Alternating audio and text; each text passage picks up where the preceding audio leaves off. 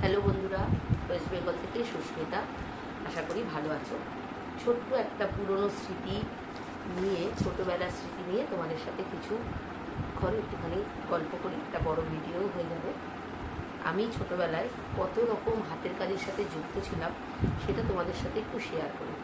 দেখো, এটা দেখে বুঝতে পারছো, এটা হচ্ছে একটা বটল কভার। এটা কিন্তু আমি হাতে বানিয়েছি নিজে। দেখো, কালকে বাপের বাড়ি গেছিলাম, মা এগুলো দিয়েছে। এগুলো স্মৃতি হিসেবেই রাখবো, কারণ আমি প্রচুর হাতের কাজ করতে পারতাম। কারণ আমার একসময় মনে হতো যেন আমি একটা বুটিক খুলবো। আমি তোমাদের দেখাচ্ছি, মানে আমার কোনো গল্প কথা নয়, এটা হচ্ছে তাই। আরেকটাও করবো বলে সব কিছু করে রেখেছিলাম।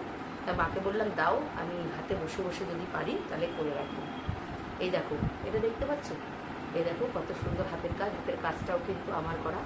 কাজটা দেখো, দেখতে পাচ্ছ পুরো? এই দেখো, এই দেখো কাজ বসিয়ে কাজটা করেছি। এটা হচ্ছে, এটা যদি তুমি বড় করতে তাহলে কিন্তু একটা ব্লাউজ রাখার ব্যাগ হয়ে যেত, হয় না? এখন দেখবে ট্রেনে কিনতে পাওয়া যায়। এটা আমি হাতে তৈরি করেছি, দেখেছি? এটা কিন্তু দুপাশে একদম হাতের কাজ দিয়ে, একদম হাতে আমি কাজগুলো করেছি। এই দেখো করে এটা একটা করেছি ছোট্ট, ঠিক আছে? এটা গেল। আচ্ছা, এইটা একটা পেন্টিং শুরু করেছিলাম, কিন্তু পেন্টিংটা আর কোনো কারণে হয়ে ওঠেনি। এই দেখো, দেখতে পাচ্ছ? একটা সিল্কের কাপড়ে পেন্টিং করে এটা বাঁধাবো ভেবেছিলাম। এগুলো সব না হলেও 30 থেকে 32 বছর এদের বয়স। কারণ আমি বিএ পাশ করার পর কোনোদিনও বসেছিলাম না। আমার হাতের কাজ করতে খুব ভালো লাগতো, এবং আমি রবীন্দ্রভারতীতে ভর্তি হয়েছিলাম শুধুমাত্র সেলাই শেখার জন্যে। ওখানে আলাদা করে কোর্স করা হয়। এ দেখো, এগুলো হচ্ছে ফেব্রিক পেন্টিং, শিখেছিলাম ফেব্রিক পেন্টিং। আচ্ছা, আমাকে মনে হয় পুরোটা দেখা যাচ্ছে না, না? আর একটু পিছনে গিয়ে বসি, দেখাই। আরও রয়েছে, কিন্তু এই কটাই আমি পেয়েছি।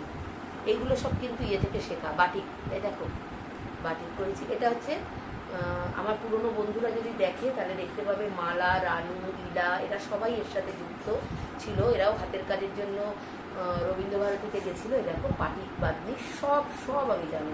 এটা হচ্ছে প্রথম হাতের কাজ শেখা, তার জন্য অতটাও পুরো সুন্দর হয়নি, ক্র্যাকটা বেশি হয়ে গেছে, ঠিক আছে?